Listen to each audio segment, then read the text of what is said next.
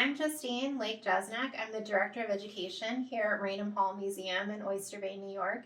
And I'm standing here with Richard Schuster, who is a co-creator of our exhibit History in Miniature, which is also largely derived from his personal collection of historic miniatures that he has collected and created. So Richard, thank you for being here today. And I'm interested, first of all, in how you came to be a collector and creator of historic miniatures. Okay, thank you, Justine. So, growing up in the 50s and 60s when we didn't have cell phones and computers and the internet, a lot of us played with toy soldiers, and as I did.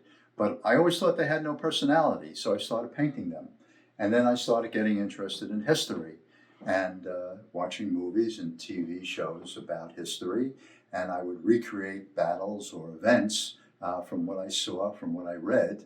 And eventually I figured if I can put these all together, I could start making what we call today dioramas.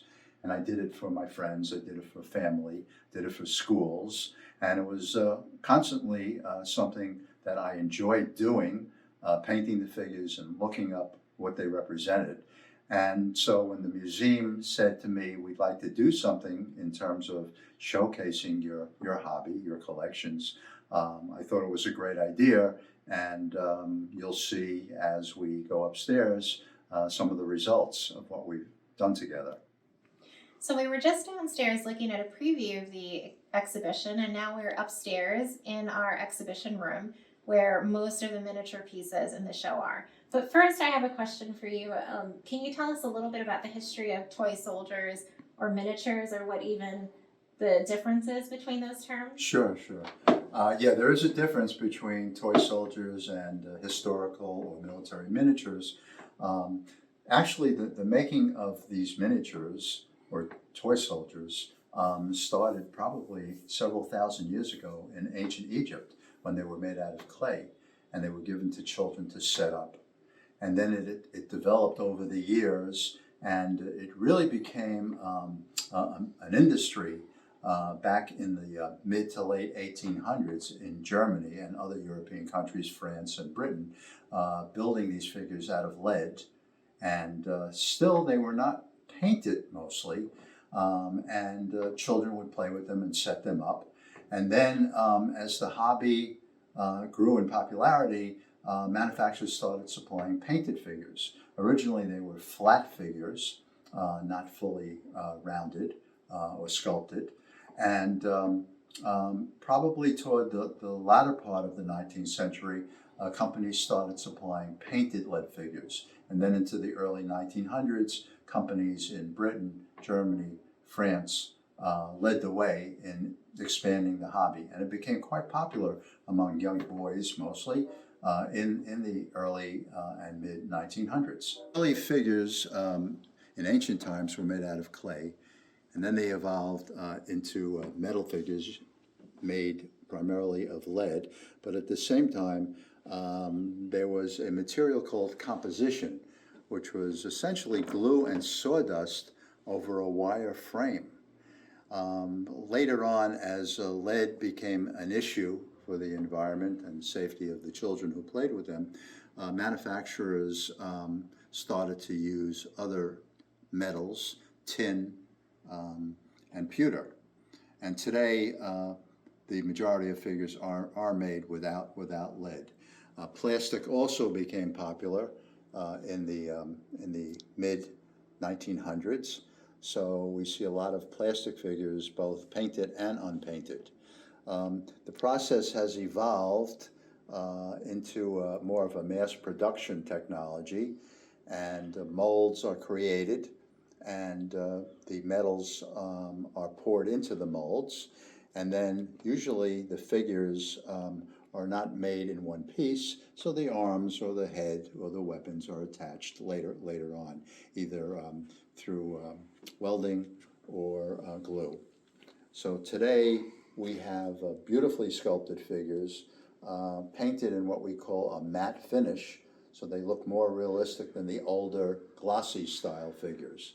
And the accuracy of the uniforms is very important to collectors these days, the people who look at these figures as a real piece of history and as a real collectible. All right, thanks, Richard. I'm interested also in learning how you decided to choose these particular dioramas to share with us, and also if you can tell us a little bit about the process of their making and of their collecting as you share the different dioramas that you've brought here today. Sure. So at some point in my collecting and painting, I realized that by putting a group of figures together with some accessories and some scenics, you could build what we call today a diorama, and it would become a lot more interesting, not only to myself, who loves history, but to people, especially young people, who would come and see them and could visualize something as opposed to just reading about it. There were a lot of themes, obviously. Here we see a scene of ancient Egypt, and this gives the idea, the impression to my viewers of what it kind of looked like in ancient Egypt back thousands of years ago. The type of buildings, the building of the pyramids, the building of the temples, the Nile River, the merchants, the fishermen. So it's a story.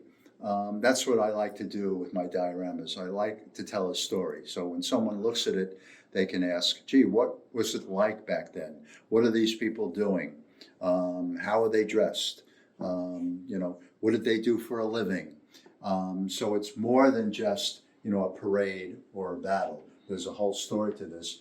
And hopefully it will give young people the incentive to read more about it. It will pique their interest by viewing a diorama.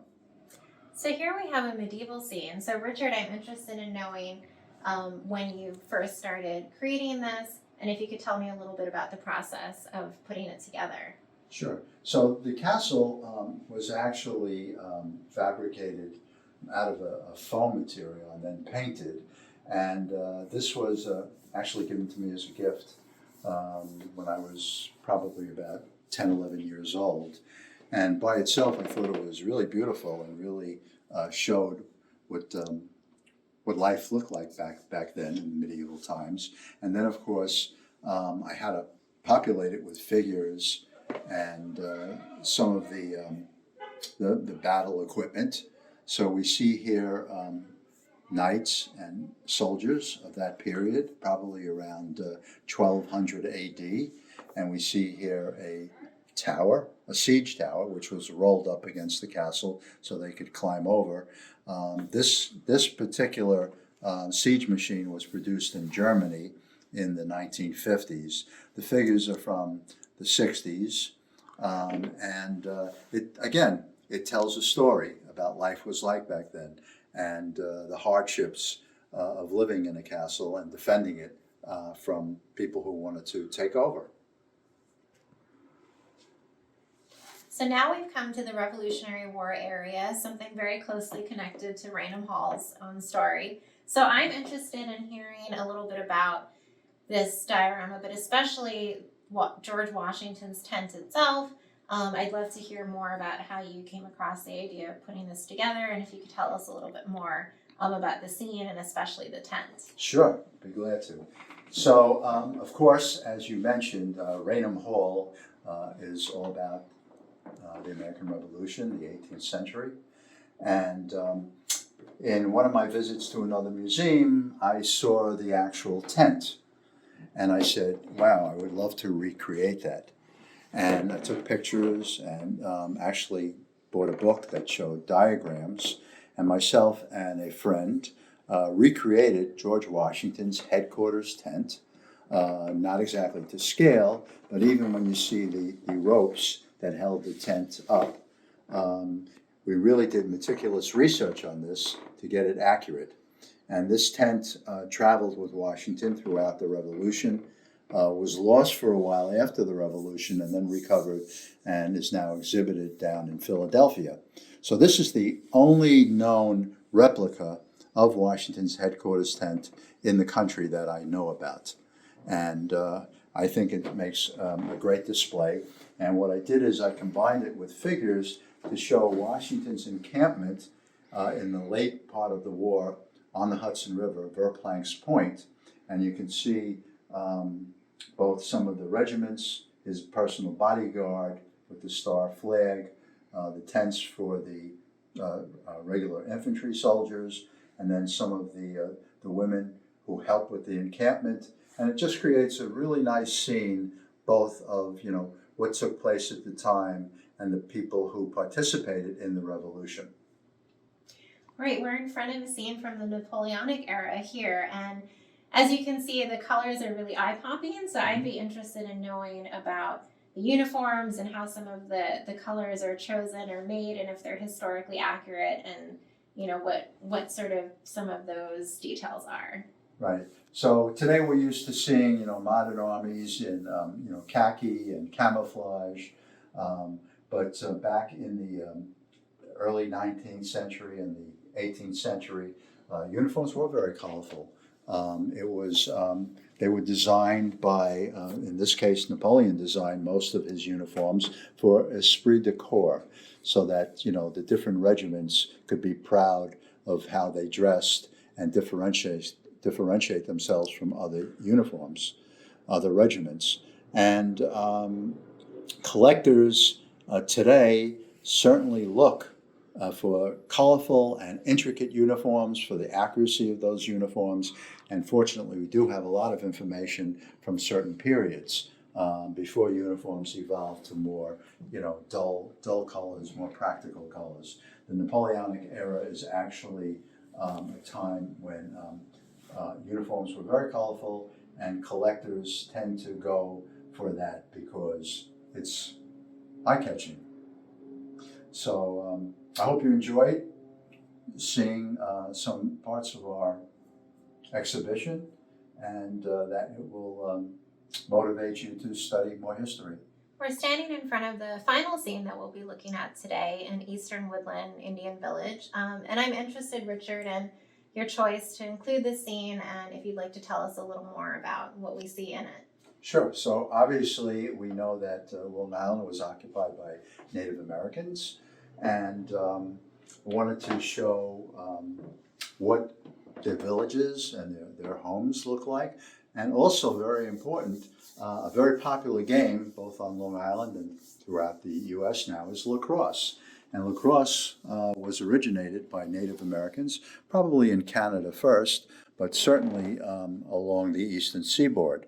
So we see here a typical, what we call a wigwam.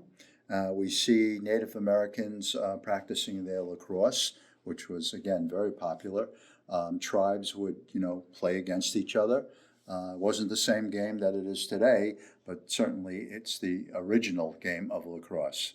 And then over here, we have what we call a longhouse, and some of the Native American women who have just gathered up roots and and vegetables, and so this gives you an idea of what a village would have looked like with a number of longhouses and wigwams, and the people living in the forest or adjacent to forests and rivers. And we see the original sketches up here by the artist before the sculptor actually makes the figures. They do a drawing of the figures, the beautiful drawings of lacrosse players. Thank you, everyone, for joining us today on this special look at our history in miniature exhibition. And thank you especially to Richard Schuster for sharing your work with us and your collection, and also for teaching us the difference between a toy soldier and a historic miniature.